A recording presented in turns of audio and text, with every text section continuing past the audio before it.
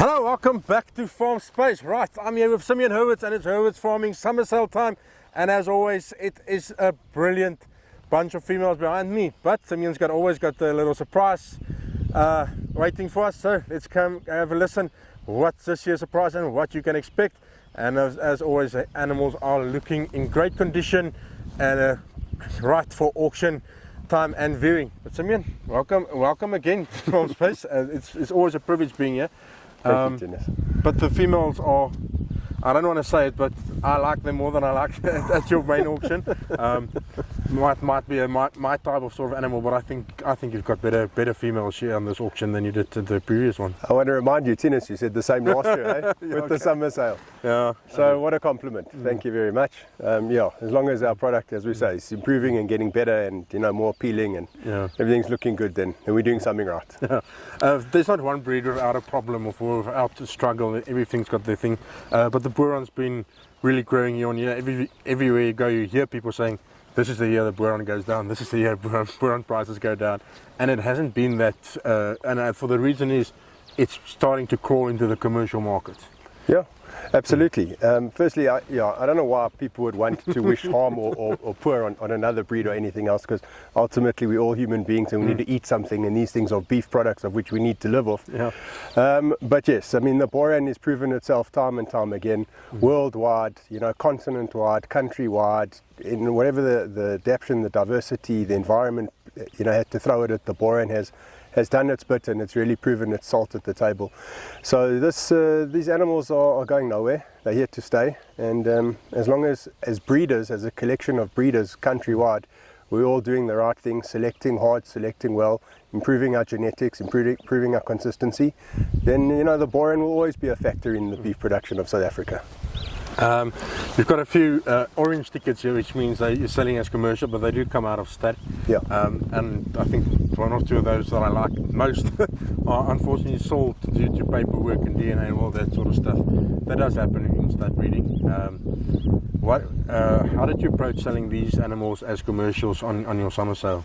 Well, we've done the same now for the last couple of years, and it's just a sample of what we're doing here on the farm, which is important, because when we have an auction, it's not only the stud animals that people are coming to see, they're coming to see the whole package. They're coming to see the whole farm and the whole industry and engine behind what Hurwitz Farming represents as an agricultural business.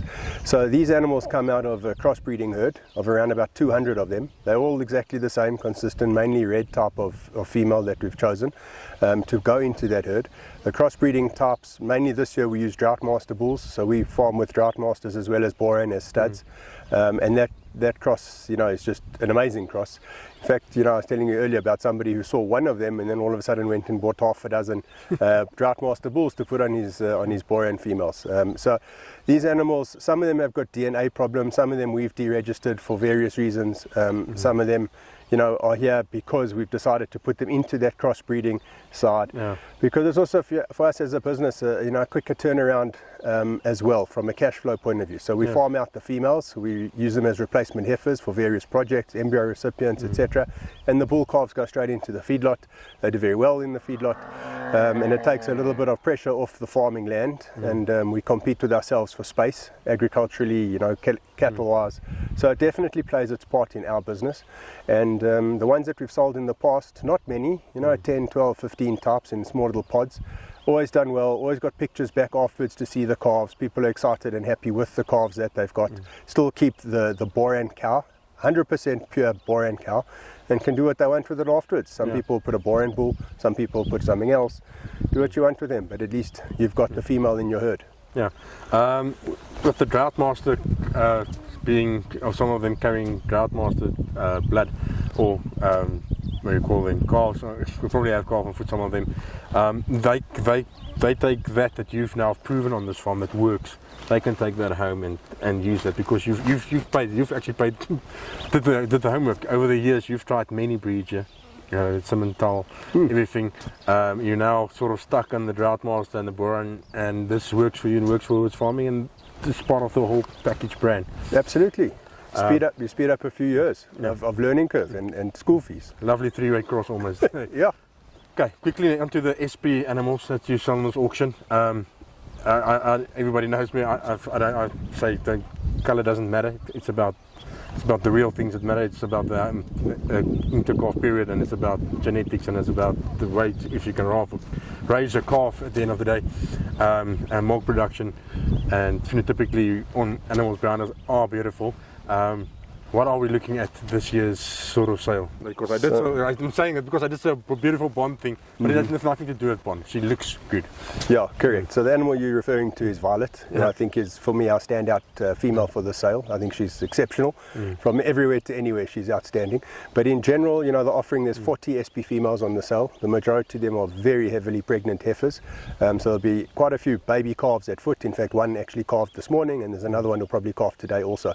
So there's a lot of that. There's obviously some cows with calves, nice established calves. There's 3-in-1s again. The genetic diversity, as we're well known for, is not much repetition out there, so there's a little bit of everything that the herd represents. The fertility figures are outstanding. The reproduction figures are good. You know, the breeding values are good. The diversity in the sires that they are carrying calves from, again, will represent a nice, you know, widespread of what we have as our herd here in general. But the consistency of the product and the overall look and feel is, you know, it's there, and to achieve that coming out of diversity in genetics is actually amazing, because when you do that and you've got consistency out of 1 or 2 sires in your herd, then yes, you would expect consistency. But if you can create consistency from a diverse range of genetics, that means you, again, I think, doing something right. Your selection is hard, your culling processes are hard, and it fits the slogan of only the best make it. So that's another example of what we're doing. But to do this times 3, you know, the February sale, the August sale, and now this, it's a lot of animals. Throw in a Mpumalanga sale and the best of Boer during there as well. It's a lot of work, and it's a lot of effort, and cattle must be good. Simeon, I walked through and I said to you, the top lines of some of these females, most of these females, for me stands out. Boer original genetics that came into the country. A lot of them had a little dip, and I know a lot of guys worked on it, and a lot of guys tried to improve on that. But it seems like over here you've come to a point where you're happy with your top line. You should be happy with the top line that is looking well, and overall phenotypic animal that suits your sort of view of what the Boer should be. Yeah, thank you. That's a huge compliment, Dennis. Thank you very much. Absolutely, that goes back to the selection. That goes back to what you're farming with. I mean, it's almost like eating from a menu. You've got to eat with your eye as well, not only what it tastes like. So you must appreciate and enjoy what you are farming with, and what you want to try and create and improve and better on. So yes, I mean, I'm happy to say that we're getting to a stage where we are producing a consistent product. I mean, the breeder advisor Christopher says it when he does our annual inspections here on the farm, that the generations are getting good, better, improving, the consistency, the length, the top lines, the depth, etc. All those criteria that an inspector would look at are there.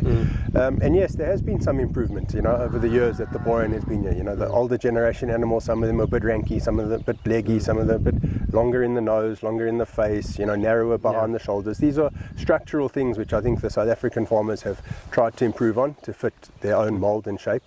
And something that I think we've become known for, this consistency, and these animals are selling themselves, and they are proving themselves, and they're adapting to anywhere. It's a tough part of the world to farm. I mean, we've had a bit of rain last week here, but now things are looking greener. But up until then, it dries the bone, half-felt conditions, sour, and you know, these animals go anywhere, and they've created their own interest. A lot of the established farmers or breeders today in the Boran have started their herds here on a nucleus, arrive here with a trailer, buy 2, buy 3, come buy a few more, and then, you know, those names that are currently dominating the headlines on auctions today, they all started their herds here, and we're very proud of that.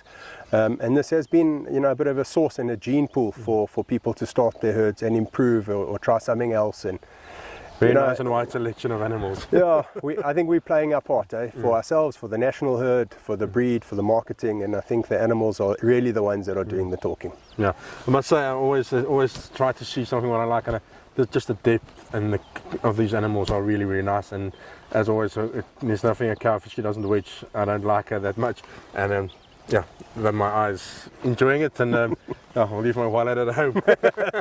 Thank you, Dennis. Okay. Simeon, can't wait to share the auction. I think it's going to be another belter. Thank you. Yeah, I hope everybody comes, even the commercial guys come and get some genetics that can take their herds forward. Absolutely. Thank you. Okay, as always, quality, value, and I think you can come through and at least come through and see what animals you can get to take your herd forward. Animals are really looking good. and these females will definitely take you forward. And as I always say, a good female will produce a good offspring. It's all about the female lines. Until next time, cheers.